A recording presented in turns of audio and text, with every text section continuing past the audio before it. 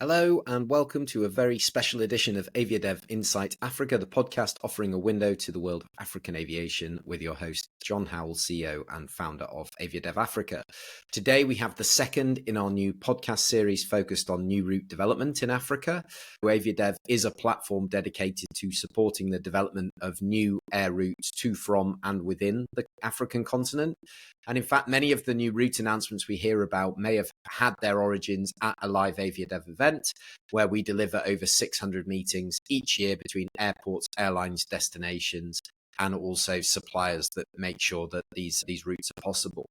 Through this platform and our other platforms help to create introductions and build business relationships through the year.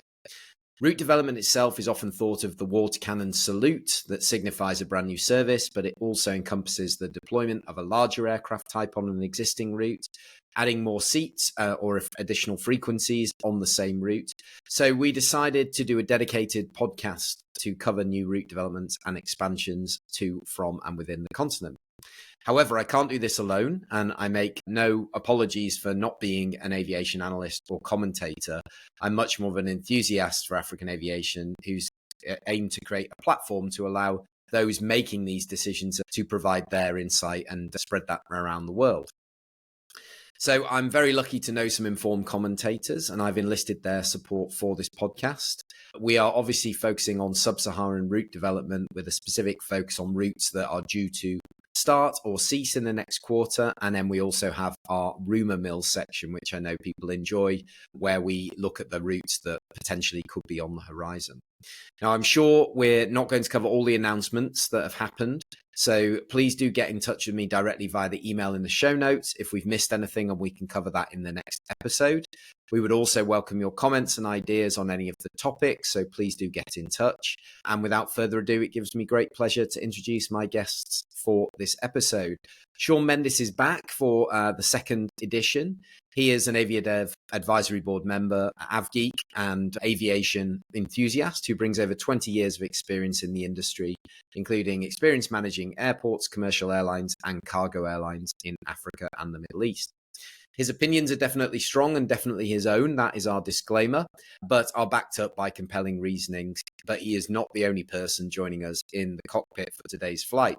We also have Tatenda Karuwa joining us for the first time. Tatenda is a journalist writing for Simple Flying, the largest aviation website globally, and is an avid African avgeek based in Johannesburg.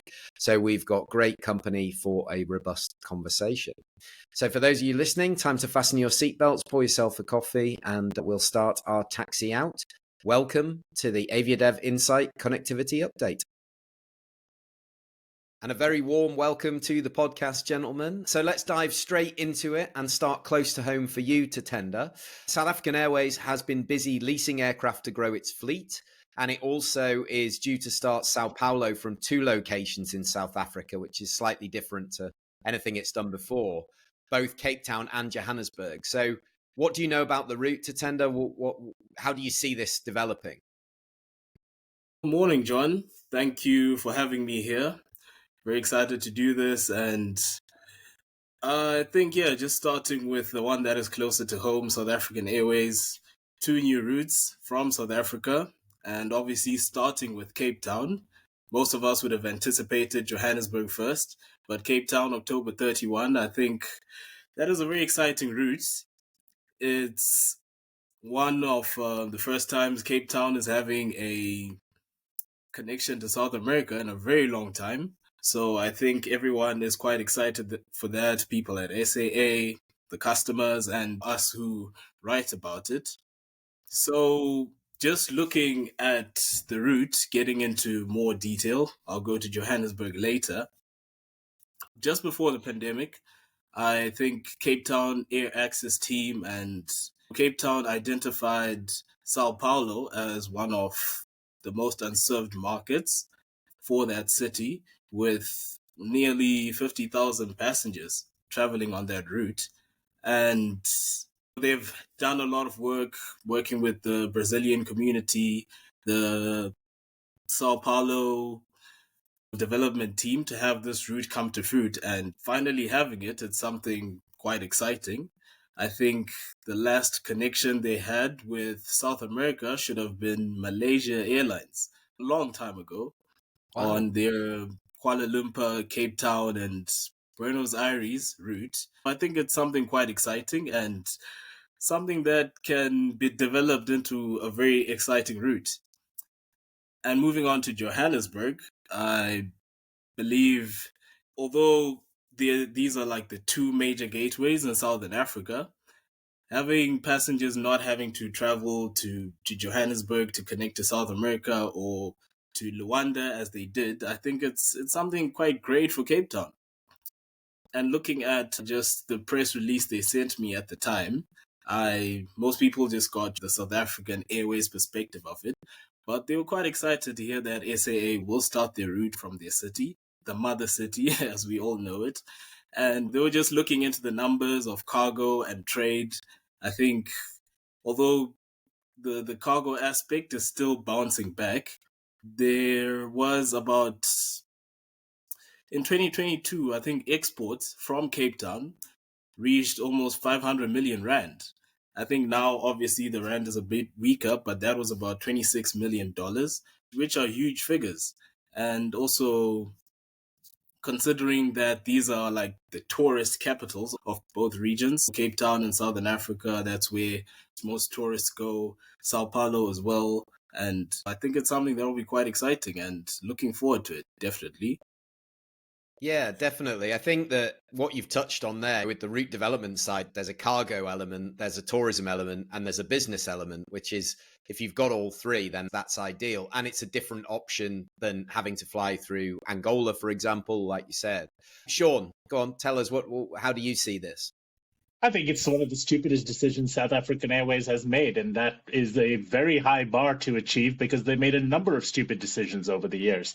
It is simply asinine for an airline which has effectively one or maybe two long-haul aircraft to split their flying across two different gateways, one of which doesn't even have any feed.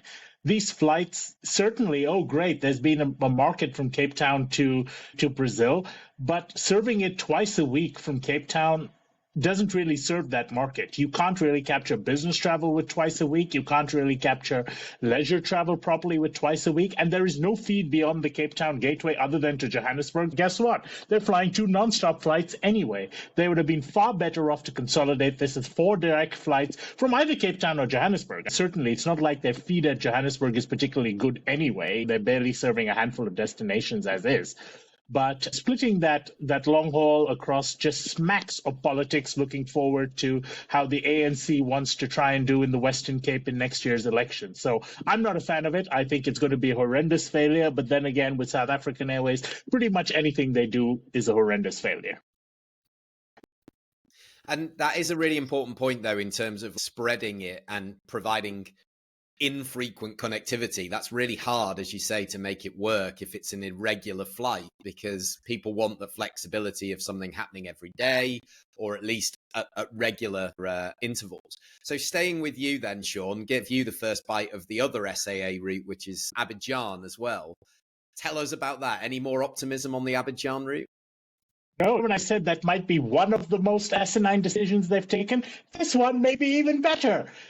Abidjan to Johannesburg is a route that SAA has flown for so many years, and it is the one route in their system that, according to people at SAA, has never once made money. And having had access to some of their figures when I was with Africa World Airlines and we were co-sharing with them and looking extensively at the West African network, I completely believe that.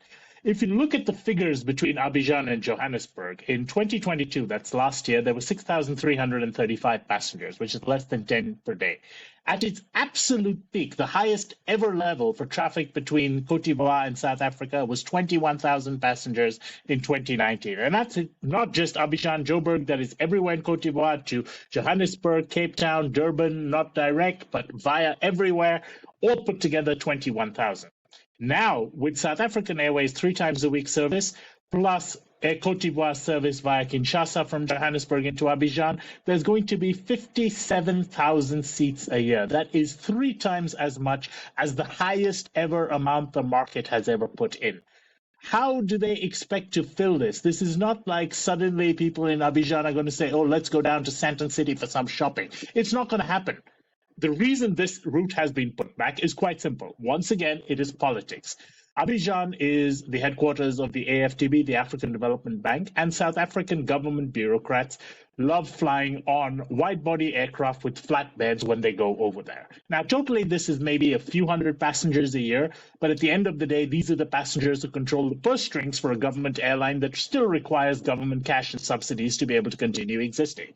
And because of that, there has been pressure, without a doubt. Now, certainly, people at SAA have tried to justify this on the basis that, oh, there will be fifth freedom markets between Accra and Abidjan and so forth. Yes, there will be. But the reality is none of those markets have been able to make this route profitable in the past. That was when South African Airways actually had a real network at Johannesburg, which had flights feeding onto Australia, to Europe, to the entire world to make their network work, and it still didn't make money. The fact that a two long-haul aircraft, mom and pop operation operating on a shoestring thinks that it's going to be Merck is laughable. Wow, I think we know where you stand on that, and I'm hoping to have SAA on the podcast soon to talk about these. We'll put some of these points to them for sure. Anything to add from your side, Tatenda? Anything, not to say that you're agreeing with this, but anything else to make us feel more positive about this route? Look, it's 2 years since they since they formed the new SAA, and they're looking to add destinations, bring some optimism to the customers. Like when you go on their website, so you can have some cities to pick. They're adding more cities, and as Sean said, it may not be the best route, but from their perspective, they celebrated it as the 15th route in Africa, and we'll see how it goes. Yeah, time will tell. I think that's fair enough. And yeah, we'll park that one there and see what comes of it and see what the noises are coming out of SAA and look at the numbers and all the rest of it and keep an eye on it. So let's move out of South Africa and let's head east to Uganda, where we've got two routes we talked about on the previous podcast, but of course, launch now, which is Mumbai last week and Lagos, I think 3 days ago, with Uganda Airlines. Tatenda, kick us off on this one. What do you know about these? What's driving these? What's your thought on these? With Uganda Airlines, it's all right. It's good to see them finally putting their A330s to use. It may not be the best aircraft. They're finally putting them on some longer routes. And Mumbai should have started the week of the 9th. And that's being served 3 times a week. And Mumbai, India, and Uganda, as Sean mentioned in the previous podcast, there's a lot of Indians in Uganda. There's a lot of Ugandan students who travel to India every year for school and the medical aspect of it. Ugandans travel to India for medical care.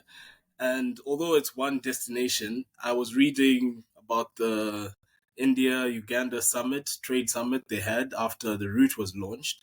And obviously, there were rumors of trying to cooperate in reviewing the bilateral air services agreement to have Uganda Airlines maybe serve Delhi and other cities. And obviously, I know those are still rumors and there's a lot of work that would need to be done for that to be achievable. But there is a market there for Uganda Airlines. And I don't know if it will be a profitable route, but it's something to look out for, definitely. Yeah, I think the links between Uganda and India have always been traditionally very strong. Sean, add a bit more to this from your perspective as well. What do you know with obviously your Indian links? Honestly, for a change, I'm moderately optimistic. I think that this is a route that, well, it's not a route that I would have started if I were there, but given the fact that they had the world's most expensive paperweights already sitting on ground, they had to use those aircraft to do something. And if you're looking in terms of the largest markets from Uganda that they could potentially use them to, Mumbai is up there on that list. Yes, they were smart enough to do that. But the reality is this route is not going to be a make or break on the basis of India to Uganda traffic alone. The reality is it is going to be leveraging Entebbe as a hub to serve the other markets that are larger than Uganda from India. Now, within the immediate Uganda Airlines network, those markets include Nairobi, Dar es Salaam, and most critically, Johannesburg. India to South Africa is one of the world's largest markets that does not have direct air service. And all of this traffic is going via Qatar, Emirates, Kenya Airways, Ethiopian, Rwanda, and Uganda Airlines has a chance here to come in with smart scheduling, which fortunately they have been able to do to provide very good connections to target that India to South Africa market. Beyond that, another market which is very large and that is very badly served by air pieces, maybe they'll fly, maybe they won't, is Nigeria to India. And again, the new Nigeria flights, they've been started at the same time as the India flights, again, to be able to connect. They've been scheduled to be able to connect.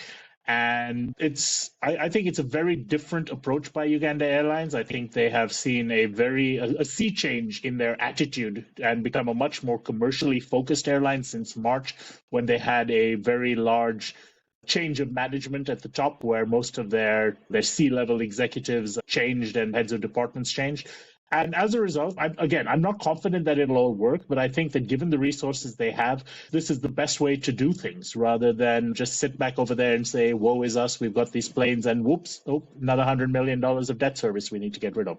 Yep, it's talking to them. I've spoken to them over the last couple of weeks, both with the India launch and with the Lagos launch. The India bookings were weak to begin with. They did not have much traction with Indian travel agents. They did not have confidence in the market that they're actually going to fly. And again, that's probably well-deserved for an African airline coming into India. The last African airline that started was Air Peace, and they made a complete mash of it. But it is beginning to pick up now, and from what I understand, there's a lot of focus from the South African market as well, both going into India as well as some Indians coming to South Africa through Uganda. So fingers crossed they'll be able to make that work. Maybe not profitably in the immediate future. They got to do something, and this is the path of least resistance, I think. So good for them. Yeah, great. I think looking at their network now from a hub and spoke perspective, they've got this kind of easterly, westerly, southerly, and then of course in the north, Dubai, and of course they would really like to start serving UK, I believe, as well. But at least on that front, connected. Yeah, go on, please. Let me come in on the UK bit, because this has been the largest shambles you've seen of any airline for a long time. The UK is a very large market from Uganda, and in fact, it is a market that they could probably do. The problem seems to be that by every public statement they made, as well as private statements they've made, they don't seem to be able to understand how things work in terms of getting slots and getting permits and getting licenses and getting authorizations to operate into the EU or into the UK. And I think, from what I understand, they have parked the idea of the UK for now. In fact, with the launch of these, with the launch of India and Lagos routes in addition to Dubai, they're not going to have the capacity. Those aircraft are going to be used too much to be able to add another flight to London. So I don't expect to see them flying into the UK, partly because they won't have the capacity to be able to do that, but more importantly, because they really don't know how to even launch that route for now. Yeah, okay. I know that one's on the agenda, so I'm sure we can ask them this when we're in Uganda next month for AFRA as well. And again, we're hoping to have Uganda Airlines on the podcast very soon, so we can talk about those plans, because it is definitely a big unserved market. Let's stay in West Africa, as we talked about Lagos. And there was an interesting launch this week as well, which is Ibom Air, that are flying to Accra now. 17th of October, they began with the first flight. Now, this is a market really well, Sean, not the Ibom specific, but the Ghana, Nigeria market when you were with Africa World Airlines. It's a huge market, right? And there's big opportunity. So maybe you kick us off and talk to us about what's driving it, what the opportunity is, and how successful you think it will be. Accra has always been like the training wheels for Nigerian airlines looking to go international. The first route for any Nigerian airline that wants to fly an international route is usually to Accra, and there's a good reason for it. This is probably it is West Africa's largest international route, and it is probably in top 5 within Africa as well. There's a humongous, I'd say infinite demand that exists over there, but you just have to find the right price point. The catch, of course, is when flying Accra to Lagos, between the two sides, you're looking at probably close to $150 in taxes, between the Nigerian taxes and the Ghanaian taxes. And that when you add that onto a ticket price for a 40-minute flight, that becomes really difficult to stimulate the market. Now, The dominant players in this market right now is AWA. They continue to be the market leader, even though Airpeace has re-entered the market post-COVID and is earning a bit of market share. I think from Ibom's perspective, they're going to be targeting the behind market in Nigeria. That is going to be the people coming in from other points other than just Lagos. And that's where they have an advantage. AWA only serves Lagos and Abuja. There is no ability to serve the Uyos or the other cities other than that, which obviously Ibom will have the ability to. And Ibom's done some smart scheduling as well. The flights they've done a morning-evening split, which makes it possible for business travelers from Nigeria to access Ghana. Again, this is something that AWA had. AWA's peak service between Accra and Lagos was 6 flights a day. They're now down to around 3 or 4 at most, depending on the day of the week. And I think Ibom's got a very good chance of capturing those parts of the market that AWA is not able to serve optimally right now. And they've got the right size equipment with CRJs. It's not too large, not too small, decent scheduling. Ibom's got a very good reputation. And I think they will definitely, I'd probably expect them to probably come out to about 30 to 35% of the market share within the next 6 months or so. Perfect. Yeah, and while we're sticking on Accra Tatenda, if you've got anything to add on that particular route, as I say, Sean knows it very well from his time with Africa World Airlines, but also we've got Ethiopian that have been busy increasing to double daily to Accra as well. So, yeah, if you provide some thoughts on those and the opportunity of Accra really with Ghana not having a national airline, and we'll talk about that in the Rumour Mill section at the end. No, I think just going back to Ibom, as Sean mentioned, I like the point where he said it's training wheels for Nigerian airlines. They're starting with a daily flight and with the CRJ, and they're just like assessing the demand according to some sources I talked to. That could be, they could swap out with the A220 depending on the demand on the route. And I like the scheduling as well, as it targets business customers. You will be in Accra at around 7 a.m. and you can be back in Lagos in just after supper. So it's a good route, and for business customers especially. So the scheduling is great, and I think it will be a great one for Ibom. As Sean also said, they have a great reputation. Nigerians love them, so we'll see what happens. Yeah, absolutely. So the Ethiopian side as well, obviously there's Accra. The other one is they're increasing their frequencies to the Seychelles. Ethiopian are always doing route development. You're always seeing it. I think they've announced, is it Central African Republic as well? So there's a lot of growth there because they've got aircraft coming into the fleet and they've got a big hub to serve and a lot of destinations globally. How do you see the Ethiopian side of things developing, Tatenda, if I start with you? Starting with Accra, now it should be, is it 14? It's going up. Flights, that's a lot of flights. That equals double daily, and it's a big market, Accra. It also targets international customers coming into Addis, and I also heard of Ethiopian targeting Fifth Freedom flights as well to Toronto via Accra, which would be huge. Right now, the Toronto service is flying through Rome, which they recently swapped out with from Dublin. Not yet. They're swapping it from Dublin to Rome, their technical stop. So having that Fifth Freedom from Addis via Accra would be a great development for that hub and for the airline as well. Yeah, because Ethiopian have always they use Togo a lot, right? Because of Askai and the partnership there. They get a lot of feed from Togo, but they traditionally, having the Ghana market access, same as Nigeria, is really important to them. Yeah, and earlier in the year, they had 7 flights to Accra. They increased it to 11, and now going up to 14. I think they've seen they're leveraging that route very well from my perspective. And Seychelles as well, that is increasing, adding a morning flight on 4 days. Should be Sunday, Tuesday, Wednesday, and Friday. Because at the moment, it's 7 flights per week. And that's four extra flights. That is a very big tourism route, which also caters for customers coming in from international destinations. At the moment, there are direct connections from Turkish Airlines. They're returning to Seychelles. Emirates, I think, is the biggest player with double daily flights now. And from those other destinations that don't have direct routes, I think Ethiopian is there to cater for that market. Yeah, definitely. Sean, Ethiopian and all their developments, how do you see what they're up to at the moment? I think the Accra route increase is really interesting, and it's something that I had long discussions with Ethiopian back in 2019. In fact, this is something that they had initially wanted to try in summer of 2020, but obviously we all know what happened then.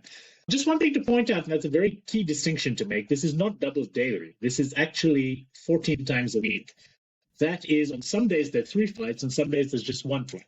And I think it's important to understand the significance of that in an Ethiopian Airlines context, because Ethiopian Airlines' hub in Addis is extremely banked. They have 2 major banks. They have the morning departure bank, which is largely intra-African flights, and they have the evening departure bank, which is largely their long-haul flights to Europe, North America, India, and so forth.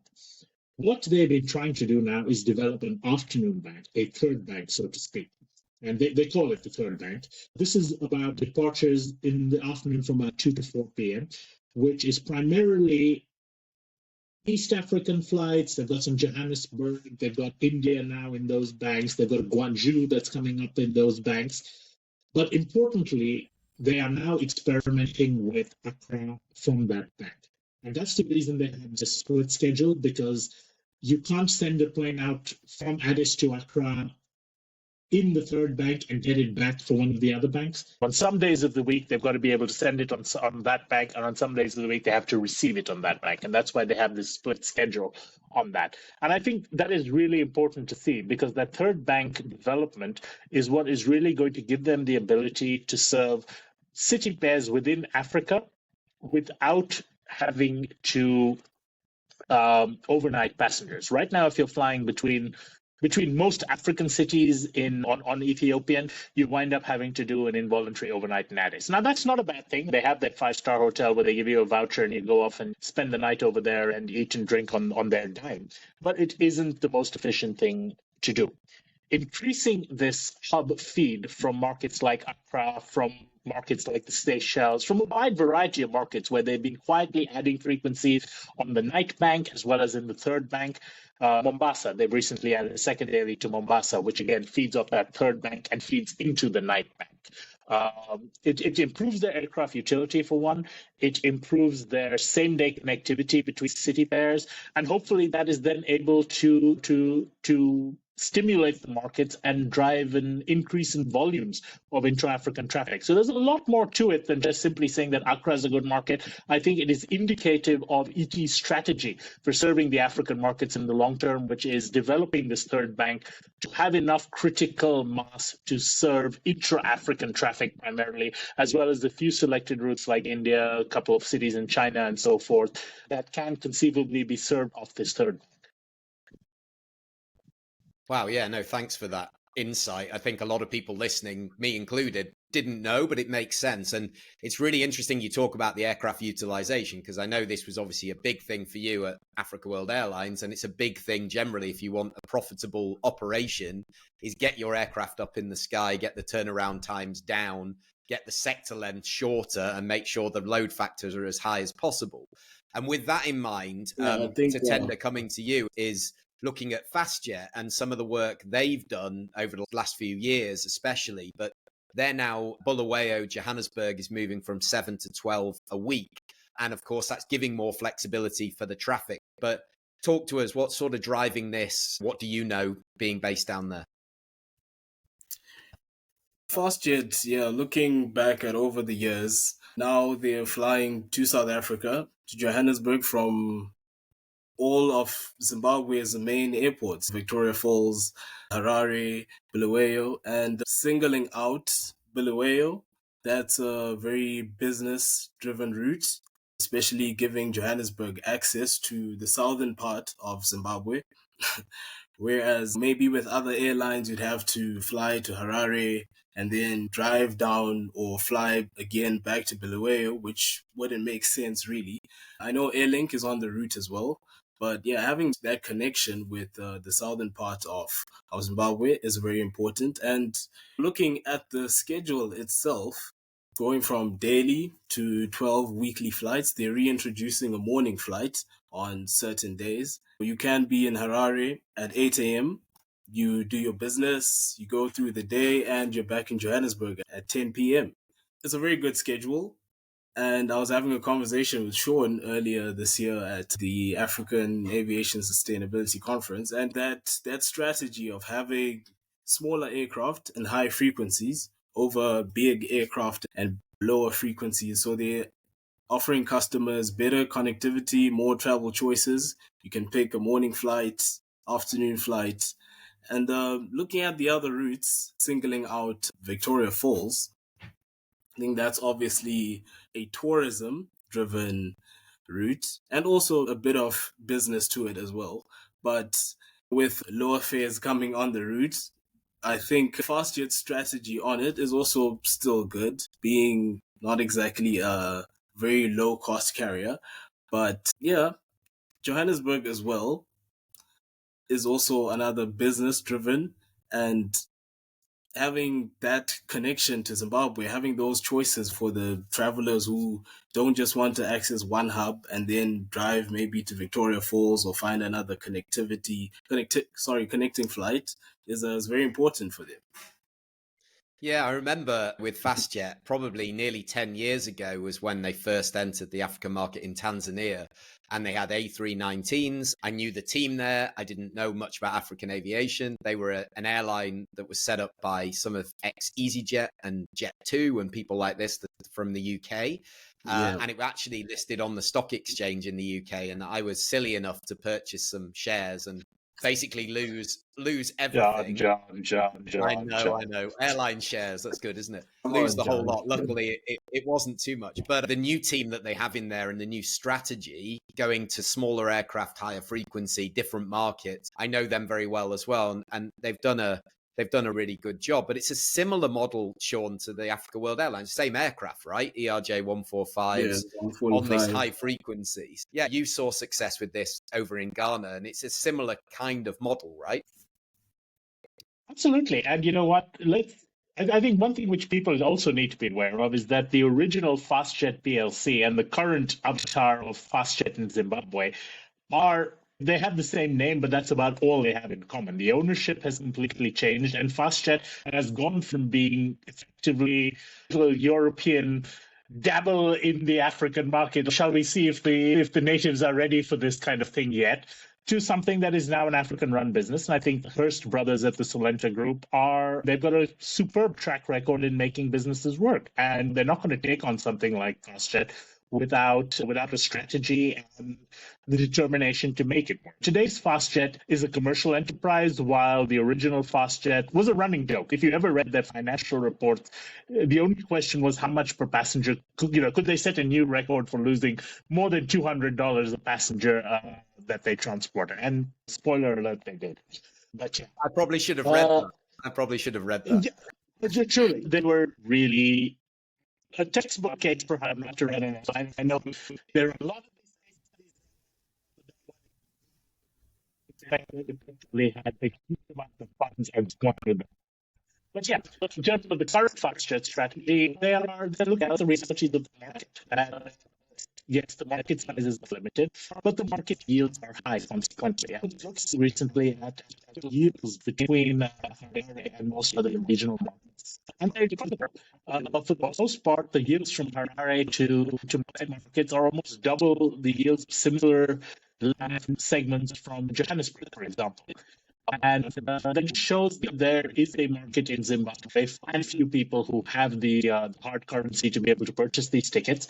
And that makes sense when you are able to offer lower trip costs. And that's what the benefit of safety feature is. You may have a more expensive cost per seat transporting that passenger. But I promise you, 50 passengers on a 50-seat aircraft versus 60 passengers on a 120-seat aircraft is just, you're making the same amount of money. The difference is on the 120-seater, you're spending a lot more to fly the plane. And, a very good example of this, you mentioned that Airlink is the competitor. Airlink had been able to right-size their flights in every market for years.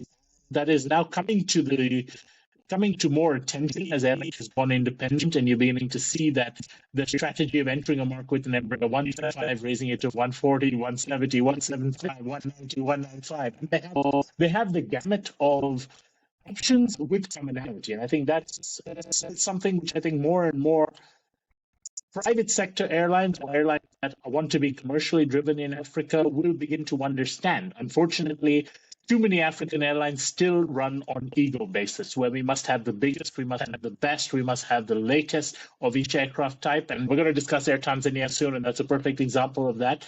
But yeah, go small, know what your market's limitations are, exploit that market to its fullest, and that's the way you make money. And when you make money, you can then graduate into affording and growing your markets to a point where these new toys make sense. No, a brilliant explanation of it all. And I said in the introduction, route development is new routes. We've talked about those. It's about increasing frequencies, which obviously brings that ability to utilize the aircraft more and drive down the cost of that aircraft as well, and using it efficiently as much as possible. And then the other thing, of course, is changing the aircraft on a route, which brings us to Air Tanzania, who received the 737 MAX 9 from Boeing a few weeks ago. And they've swapped out their Mumbai flights to that from, what were they using, Sean, before? They were using 787s, but then the 787s are both grounded, so they had to use A220s for a while. And that was having a problem with luggage, so they were flying the 767 freighter just behind them to carry the luggage. And now they've got a 737 MAX, so hey, why not enter a fourth aircraft type in a month? Wow, okay. And Tatenda, any comments on what Air Tanzania are doing? They received their MAX 9, the first one, the only one in their fleet so far, and it seems like they're using it a lot. They have it on Mumbai, they have it on their Southern Africa, Dar es Salaam, Lusaka, Harare as well. And as Sean said, putting the third or fourth aircraft now on that Mumbai route. First it was the 787, now then to A220, and then now it's the MAX 9. And it is an issue, again, from a route development perspective. Sean used the example of Airlink has this commonality, but we do have airlines in Africa with small fleets, but an incredible mix of different OEMs and different sizes, and that lack of commonality, which of course makes it more and more expensive. So before we move to the Rumour Mill section, Sean, anything else you want to say on Air Tanzania? Or Tatenda, carry on, sorry. Oh no, Sean can go ahead. I had a question for Sean, actually. Oh, go, ask. Okay. Sean, ask away. I heard maybe this would be in the Rumour Mill on another day, but Air Tanzania was planning to return to Johannesburg. We know what happened with the route before, the A220 that was trapped that side a couple of years ago. And they're expecting another MAX, should be later this year. Would they put it on that route if they were to return to Johannesburg? That's a very good question. And like everything with Air Tanzania, it's going to be shrouded in secrecy and lack of transparency. Air Tanzania is a borderline criminal enterprise masquerading as an airline. If you look at it in terms of all the scandals they're having in Tanzania, the scandals they're having outside of Tanzania, the debts that they or their aircraft lessors / owners owe to people all over the world, it's impossible to really predict what the hell is going to happen. Right now, they have one 787 that is stranded in Gwangju for reasons they've never really made clear, other than to announce that all flights to China are suspended till further notice. They've got another one which is in maintenance. Who knows if that will ever come out or when it will ever come out. As you mentioned, their last attempt to serve the Johannesburg route resulted in a A220 being seized against a judgment from, I believe, a Namibian farmer who was suing the government of Tanzania and managed to get a judgment to attach that aircraft. They've also had, I believe, twice had aircraft seized in the Netherlands over different judgments. They've got a absolute incomprehensible mess. in terms of the way they are structured at a corporate level. Will they be absolutely clean if they were to restart flights to Johannesburg? My guess is not. They may claim that, but I think they've shown over the years that anything they say is usually a bunch of lies, and you really can't rely on it in terms of what it is. If there was a genuine ability to serve that Johannesburg market, now we know that Johannesburg is one of the largest unserved markets from Dar es Salaam. In fact, I believe it is the largest unserved market from Dar es Salaam. There's absolutely no reason why they wouldn't have already gotten on this plane, on this route, considering it's been over 4 years. And it's not like they're using the rest of their fleet a lot. I believe in the month of September, their 787 utility was around 2-point-something hours. Their A220s were 3 hours. Their 767 was 1-point-something hours a day. These planes, you can't even call them planes because planes are meant to fly. These vehicles that are randomly towed around Dar es Salaam airport to make tourists think that, oh, this is a big airline, and ooh, they fly a lot of places. They're a joke of an airline, and realistically, we shouldn't even be giving them the oxygen by discussing them. Okay. Did that answer your question, Tatenda? Yes, it does. And even provides a lot more context. Yeah, fantastic. So I think we've already started, but we're now going to have a look at our little Rumour Mill section, which I know people enjoy. So let's move on to the Rumour Mill. Okay, perfect. Let's start with Emirates and Nigeria, the ongoing saga. Any update? Are Emirates coming back to Nigeria, Sean? Yes or no? Simple answer, no. I've been talking to people at Emirates since there was supposedly a deal between UAE and Nigeria. Nigeria claims there's a deal. UAE says, what deal? So whether there is a deal or not is another one of those African shrouded in secrecy stories where one side claims something and the other side claims something else. But the bottom line is talking to people at Emirates, at this point of time, there is zero appetite on their side to restart Nigeria. I was of the opinion that they probably would have tried restarting Nigeria by December. They were actually of the opinion that might be something that would happen.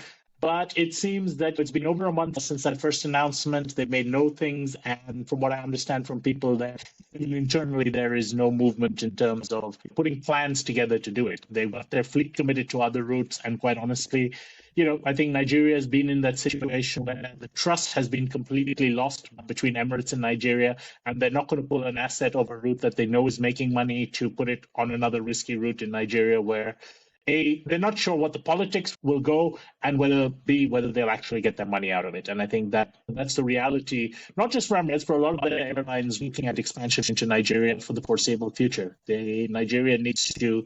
It's all well and good to make noises, and certainly with the new government in there, you may be able to take assurances with a little bit more reliability than with the previous government that completely lost credibility. But rather than just words, before we see actual commitment to that Nigerian carries. Yeah, absolutely. I was going to say this must be high up on the new Minister of Aviation's agenda to get Emirates back.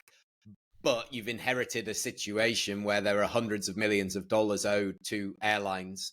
And until that blockage is sorted, there's just no way forward. You can't say, oh, let's forget about it or whatever. You've got to show willing first.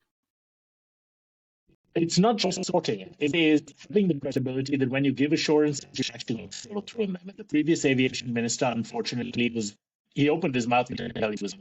He made so many assurances this will be sorted by the end of the month. Sometimes he'd even say this has been sorted, and what everyone would say, no, it hasn't.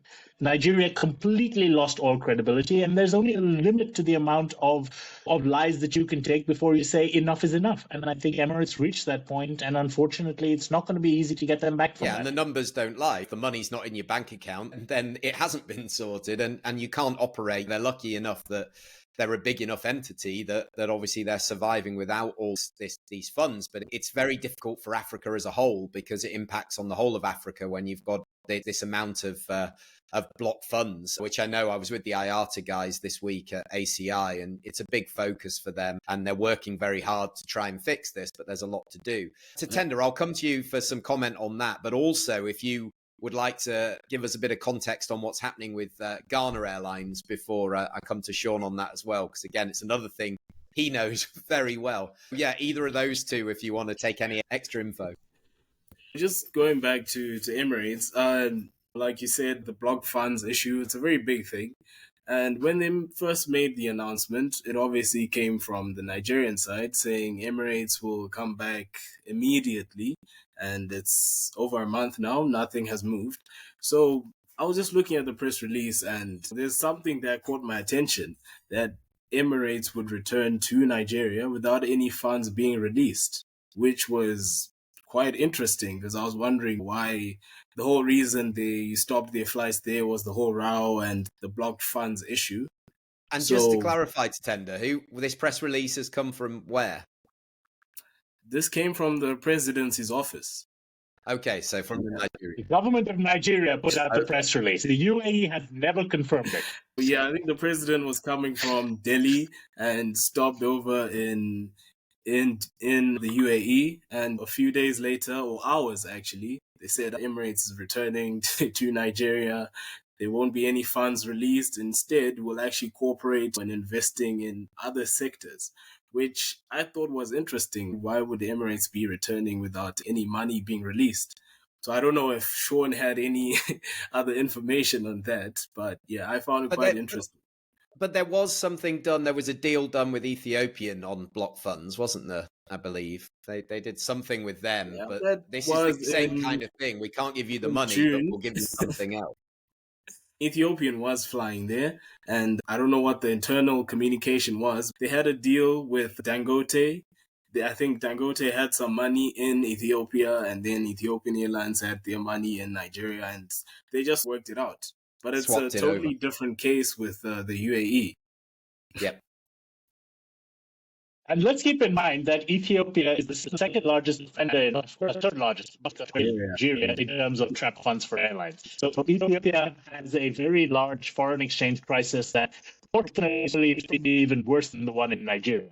The reality is it's easier for Nigeria and Ethiopia to cut a deal that way because they're both in similar situations than it is from Nigeria and UAE, where the UAE is an extremely liquid market. Thank you for the context. Airlines, I'll let you have first go, Tatenda, because I know Sean's got plenty to say on this, but we've heard so much over the years. I remember being with the Minister of Aviation in Accra. Obviously, he sadly passed away, and he had high hopes for this, and they were looking for partners. We've had so many rumors, different partners over the years. Is it a dead duck? Do we give up giving it sort of airspace? Are you still covering it on simple flying, or what's the latest?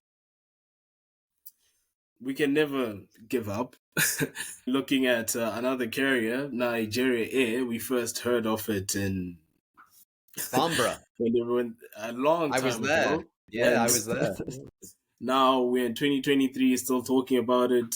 October, it was supposed to come, but it's been suspended. So I don't think we can never give up in Africa. We'll always continue to talk about it. And I do think they were looking for partners when they started. They did get some partners who'd said the airline would start services in July, around that time. And still now it hasn't taken off. So maybe was it about finding the right partner? I know ET was interested as well. So now everyone is just waiting to see what happens. It's now September. We're going towards the end of the year. And I was reading a certain publication, which really, I mentioned Nigeria Air because there was a lot of similarity, pressure about the current administration going out in the next 12 months or so. And there's just that pressure of trying to start the airline before that time arrives. And that's exactly it. A cynical person would say a national carrier is always nice to put on a manifesto ahead of an election. Sean. We started this airline, and sometimes it may not be doing well. Those who don't know too much about it, they see aircrafts at the airport, they see it flying with the country's flag. It's a good thing. They give a thumbs up. Yep. Go for it, Sean. Okay. You think that Nigeria Airlines has been running for a while? These plans to set up the new national carrier of Ghana are about to enter their 10th year. This whole project of seeking an appropriate partner has been going on since 2014. Administrations have changed, parties have changed, presidents have changed, ministers of aviation have changed. Strategic partners have changed. If you remember, if I can think on the top of my head, supposedly, not all of these are true, They claim that they had strategic partners with Air Mauritius. I think there was 2 bankruptcies ago for Air Mauritius, Qatar Airways, Egypt, Etihad, Ethiopian, Egypt Air, and now the latest group of jokers called Ashanti Airlines. Now, calling themselves airlines implies they have aircraft and expertise to make things fly. This will immediately get a play in the end. These guys have been trying to get an aircraft since 2017, so even longer than Nigerian airlines. How you could select a strategic partner who has less experience and expertise in the industry than you do yourself is mind-blowing. For the last year and a half, supposedly, the Airlines has been trying to but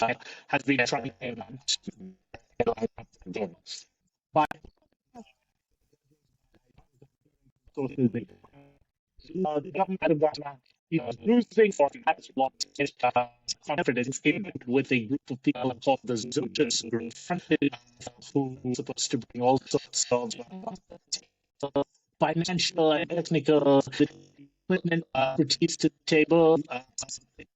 The Zotas group guys were no show at AviaDev and it's in turn complicated spirit of the sin. Again, the latest choice of parts with as I said, by all accounts, the government is ready to cut them loose, and my understanding is that they have re-engaged with Ethiopian in the last week or two to discuss what could be done for Ethiopian to come on board as the partner. Now, remember, Ethiopian was the partner in 2018, 2019, but the two sides were too far apart on some of Ethiopian's requirements to be able to close the deal. Now, there's also a history there because Ethiopian was supposed to have been the partner of Ghana's previous national carrier, Ghana International Airlines, back in 2005.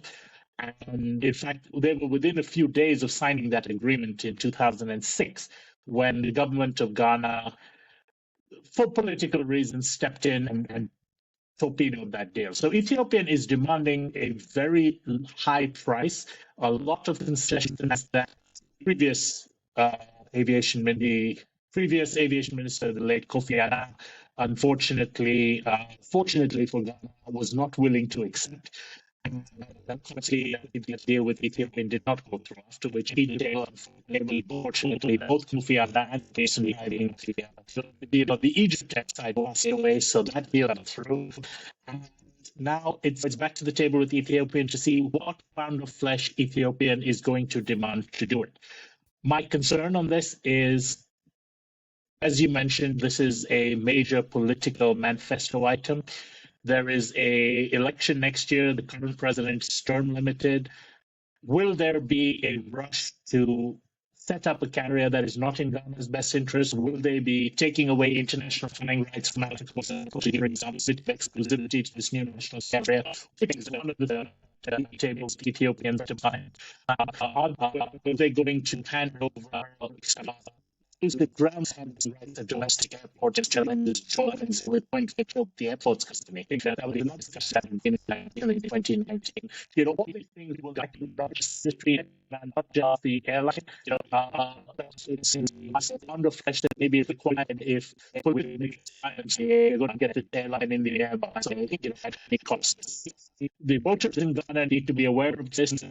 I will vote Ghana need to be aware of this. That any is going to happen in terms of the transparent and history as the whole rather than just absolutely. I think, like you say, the timeline is very short, so it would be something stopgap, like a wet lease, and something really last minute, and it's got to be in the interest of the Ghanaians. But we also know, obviously, Ethiopian's got this footprint and this partnership. They are the powerful player when you enter in with them. And in the interim, we just talked about it, they're obviously increasing service to Accra. So they've got access to the market and they're already hoovering up those passengers and providing the connectivity. So I've got one more left in the rumour mill, and then if there is any other business, anything else you guys want to discuss, we'll do that. So Angola, I was there 2 weeks ago. The airline has got ambitious targets to grow. It's ordered 4 787s, and there was a little bit of conjecture over London Gatwick. Some people were reporting it was going to be launched, it had been announced. Other people saying, no, it hasn't actually been announced, but it's in the works. Tatenda, how did you see this? Because it wasn't something we talked about directly while I was in Angola. TAG has been making big announcements lately. Almost every month they announce something new, something upcoming, and it's an exciting time as well with them moving to their new airport. And there were rumors around. Some said it was confirmed that TAG will be returning to the UK December 14. They'll fly to Gatwick, and a lot of publications also published it, but TAG came out saying, no, we didn't announce this. And so now there's just a lot of confusion over that. I believe they were supposed to fly their 777 to Gatwick should be a 3 weekly frequency. TAG is refusing this. They haven't made any announcements about it. And also, with all that's been happening within the airline, maybe some people also say maybe they're waiting to have a big announcement and say, hey, we're returning to the UK now, before other people have put it out there. So yeah, no, good point. Yeah, there's a lot of change of management as well. Like the CEO's the same, but they've had a big change in the management team too. So there's a lot of flux. It's a period of flux. Definitely. Yeah, exactly. So just like some discussions I had because they do have Gatwick on their website. It's not bookable, of course. They also have a lot of other things like Geneva, Frankfurt. So it's not really something to focus on. But yeah, some discussions I had with other people, they're like, maybe they're waiting to unveil it as they return to the UK, as they've done with their Dreamliners and some of the other aircraft they've taken in over the past few months. Yeah, absolutely. Sean, anything to add on this one? I think it's just one of those rumors that gets people take a bit of A and a bit of B and suddenly make C out of it. TAG had filed for slots at Gatwick. They didn't return the slots. That's probably because they had changes in the commercial management team, so the people who applied for the slots didn't return them. If they're going to start service to Gatwick in December and they handle the flights on sales right now, good luck. I think it's all about Bob. And again, knowing Noel, who's taken over as head of commercial in TAG, that's not it. He's not going to gain huge results at 777. And also, if you look at TAG's track record with their new routes over the last year or two, they launched Accra and shut it down within 6 weeks. They announced Durban, and I think they're waiting for till they launched 2 years later. For all the talk, we're not quite seeing the action to back up that. If they are taking a step back and saying, look, we may have planned to fly this plane over there, but we're not ready for it, let's push it back into next summer or let's push it back into whenever, that's probably the smartest thing. And again, with new management in play, with no public announcement, no public sales yet, it would be suicide to attempt a route to the UK launching 10 days before Christmas with no market presence, without having announced it less than talking 6 weeks away. If they did that, they'd be the old TAG. I cannot see that a new TAG with the people they have over there would certainly they may political considerations that force them to, but this is not something that Eduardo and Noel and people like that would actually do if they had their heads. Perfect. And I think, yeah, exactly like you say, they got huge ambition. Tatenda mentioned the new airports, the new aircraft that are coming in.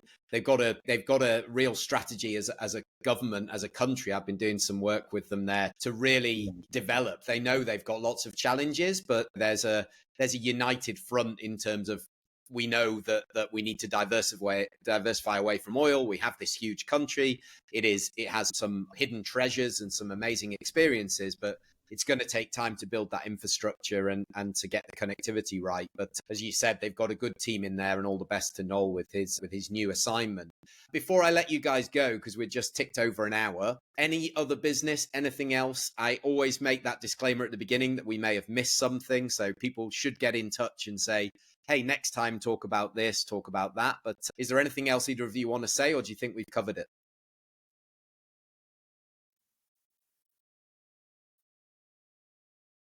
I think I've managed to offend quite enough people in the last hour. If I survive till next month, we'll table anything. And Tatenda, anything from you?